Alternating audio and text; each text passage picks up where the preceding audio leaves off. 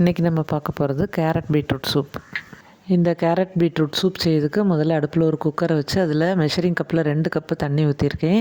இது கொதிக்கிறதுக்கு இடையில் நம்ம காயெல்லாம் கட் பண்ணிடலாம். நான் இப்போது 4 கேரட், ஒரு சின்ன பீட்ரூட், 3 தக்காளி, ஒரு 4 பல் பூண்டு. இது சின்ன பல்லானதுனால 4 எடுத்திருக்கேன். பெருசாக இருந்தால் நீங்கள் 2 எண்ணம் எடுத்தாலே போதும். ஒரு பாதி பெரிய வெங்காயம் இவ்வளோவும் எடுத்திருக்கேன். இதெல்லாம் கட் பண்ணிக்கலாம். கொஞ்சம் பெரிய பெரிய பீஸாகவே கட் பண்ணிக்கலாம்.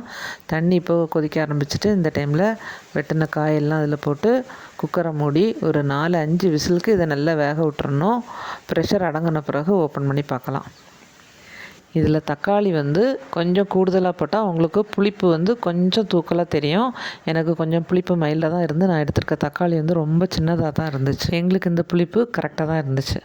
இப்போது இது நல்லா ஆறின பிறகு மிக்சியில் போட்டு அரைச்சிக்கலாம். நான் இப்போது எனக்கு டைம் இல்லாததுனால இந்த தண்ணியெல்லாம் எடுத்து வச்சுட்டு ஹேண்ட் பிளெண்டர் வச்சு அரைக்கேன்.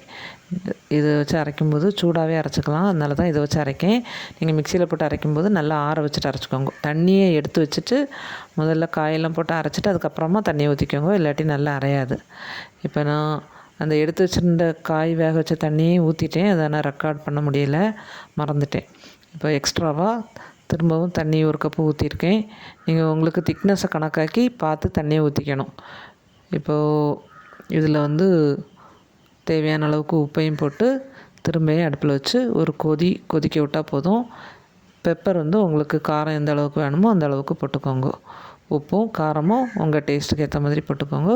இது கொதித்த உடனே இதில் ஒரு பீஸ் பட்டரையும் போட்டுட்டு சூடாக சர்வ் பண்ணால் அவ்வளோ நல்லாயிருக்கும். பட்டர் வேண்டாம்னு நினைக்கக்கூடியவங்க அப்படியே சர்வ் பண்ணலாம். இது உங்களுக்கு ஒரு வேளை இந்த அளவில் செய்யும்போது இது தண்ணியாக இருந்துச்சுன்னா கொஞ்சமாக கார்ன்ஃப்ளவர் மாவை தண்ணியில் கலக்கி ஊற்றி திக்னஸ்க்காக எடுத்துக்கலாம். நான் இன்றைக்கி அது ஒன்றுமே பண்ணலை. அப்படியே வெறுமனே காய்கறி மட்டுமா அவிச்ச சூப்பு தான் இது. இதுவே நல்ல க்ரீமியாக நல்லா இருந்துச்சு. இது ஒரு 4 பவுல் வந்துச்சு. 4 பவுலும் கொஞ்சம் கூடுதலும் இருந்து நீங்களும் இந்த சூப்பை கண்டிப்பாக ட்ரை பண்ணி பாருங்க. உடம்புக்கும் ரொம்ப நல்லது. இப்போ மழை சமயத்தில் இந்த மாதிரி சூப்பை போட்டு சூடாக குடிக்கிறதுக்கு தொண்டைக்கும் நல்ல இதமாக இருக்கும். வீடியோ பிடிச்சிருந்தா லைக் பண்ணுங்கள். தேங்க்யூ.